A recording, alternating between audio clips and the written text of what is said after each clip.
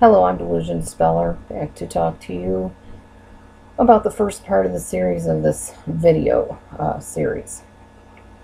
First of all, realize that in any relationship, love is important, but respect is much more important than love. You need to put respect first.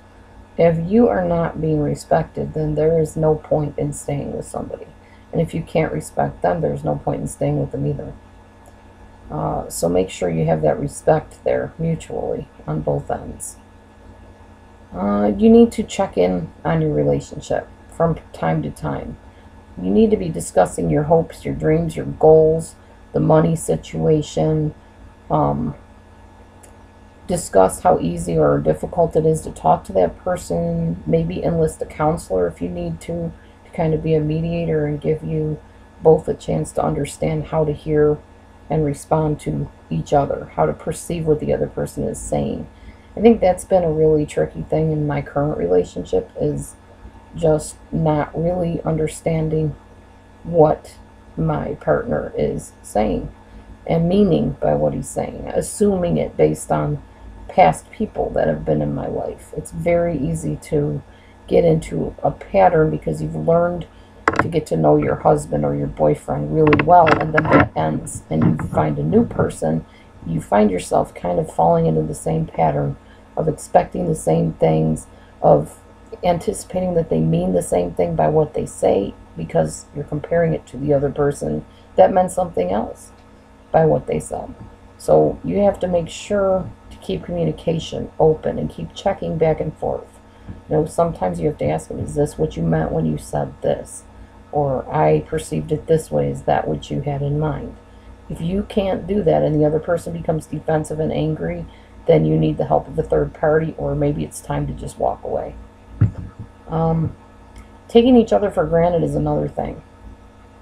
Make sure you regularly compliment the other person, but find out what their compliment temperature is.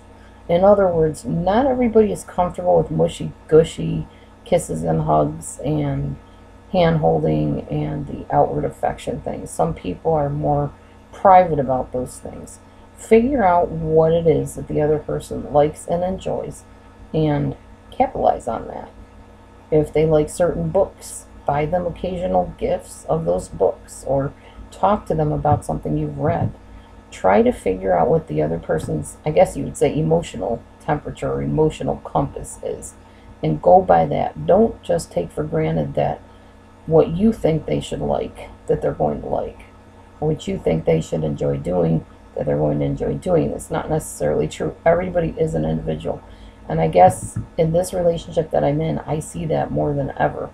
Just how individual and different my partner is from me and from other people that I've dated and been married to in the past. He's very much his own person. And to be honest, it kind of threw me at first because I'm so used to kind of wearing the pants in relationships.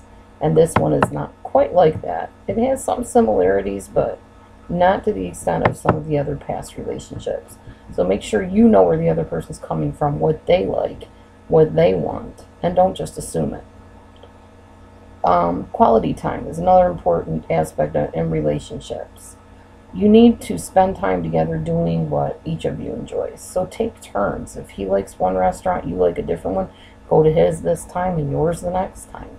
Go to places that you both like being. Do the things you both like doing, so that when you do spend time together, which nowadays with careers and everything and trying to make ends meet, it's very rare to have much time together. When you do have that time together, make sure it's meaningful. That's important. Pick your battles. Don't hold grudges. Let go of things that aren't super important to deal with. This is hard for me sometimes because I'm such a right fighter. I like to be right, and I like to think that I'm right, and I like the other person to see me as right. So sometimes I have to just let it go. He said something that bugs me, I just can't let it bug me. I have to just say, okay, well, that's his opinion. It's okay. He can own his opinion even if it's different from me. Sometimes easier said than done, but letting go will go a long way in a relationship. And there's lots of things and situations that you may need to let go of. Just be willing to do it.